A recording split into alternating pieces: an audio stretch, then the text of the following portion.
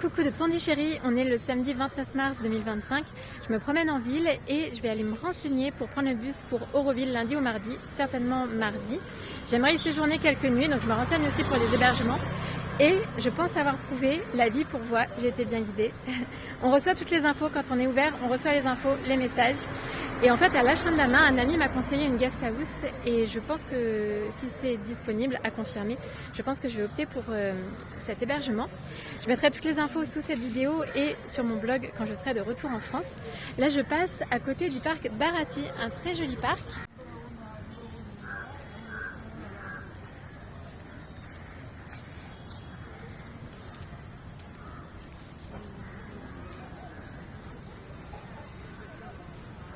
Et juste avant, je suis passée devant la résidence du lieutenant-gouverneur de Pondichéry, un très beau bâtiment aussi.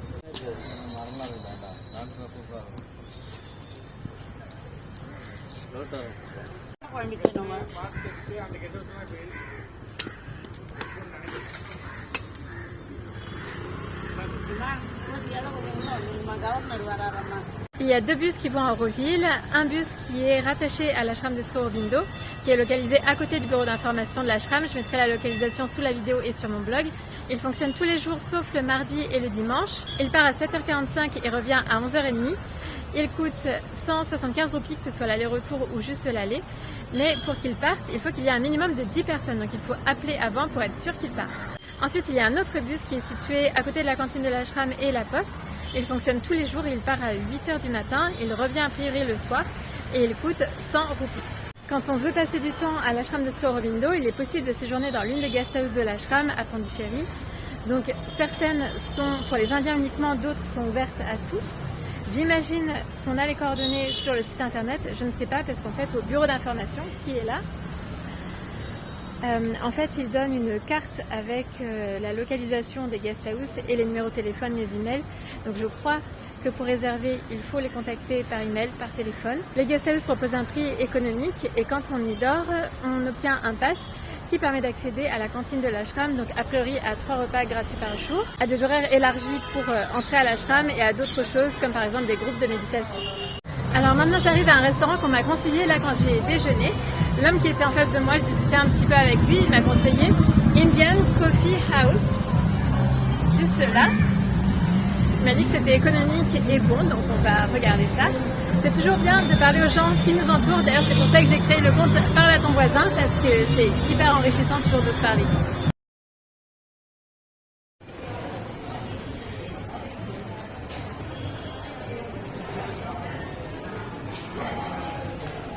Waouh, la personne avec qui j'ai mangé ce midi m'a donné une super adresse. Je crois que c'est le resto le plus local et économique que je connaisse à Pondichéry. Et ils font énormément de plats, dont des omelettes. Ça fait un moment que j'en ai pas mangé, donc je vais commander ça.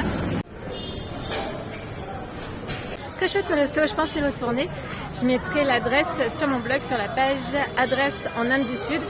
En fait, j'ai cumulé pas mal d'adresses depuis que je suis à Pondichéry, donc je vais les ajouter dès que j'aurai le temps. Et maintenant, je vais à l'ashram de Sri Aurobindo pour méditer un peu autour du tombeau de Sri Aurobindo. C'est vrai qu'il y a une forte énergie. Et ensuite, j'irai sûrement me promener un peu à la plage. Là, je passe par le temple connu de Pondichéry, dédié à Ganesh, je pense. Is this for Ganesh? Ganesh temple? Ganesh. Yes? Okay. Okay, thank you very much. Qui s'appelle Arulmigu Manakula Vinayagar Devasthanam, que j'avais visité il y a 2 ans.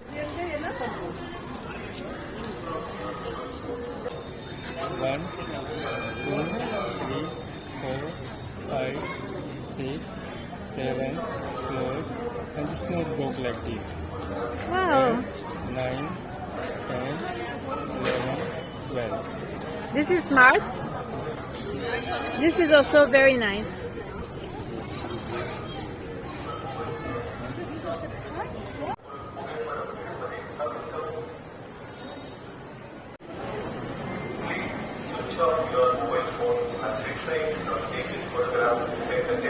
Alors au temple c'était l'heure du prasad, donc c'est une offrande de la nourriture offerte par le dieu.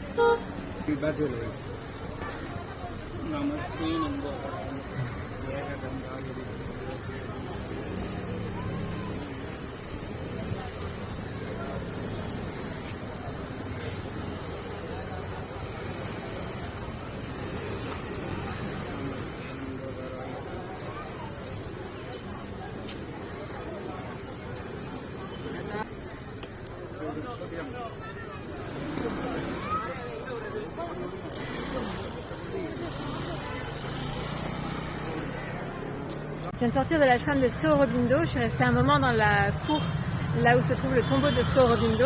Et on sent qu'il y a une forte énergie, c'est dense, c'est intéressant à vivre. Donc les gens affluent sans cesse et ça va, il n'y a pas trop de monde. Donc on peut s'asseoir là un bon moment à méditer, à lire, aller auprès du tombeau aussi. Donc c'est une chouette expérience. Alors maintenant je vais aller voir un lieu qui s'appelle Bread and Chocolate. Ça a l'air appétissant.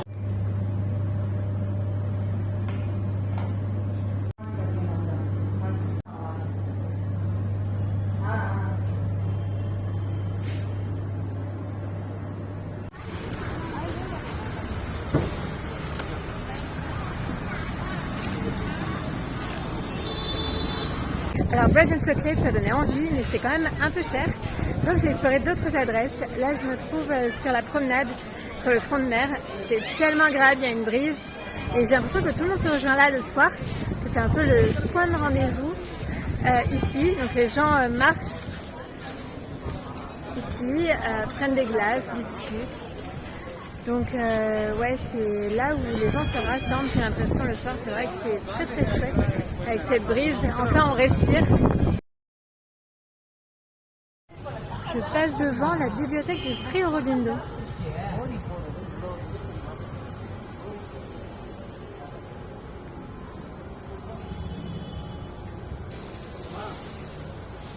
Bon, finalement, pour finir la journée avec une touche sucrée, je vais retourner à un endroit que je connais déjà qui s'appelle Le Gourmet, qui fait salon de thé, restaurant et guest house aussi. Je crois qu'il y a 4 chambres.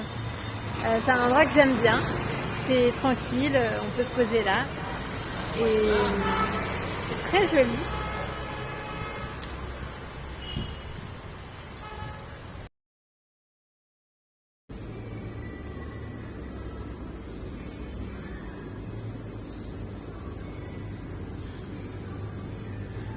Alors j'ai pris un carrot cake et une sucette au chocolat.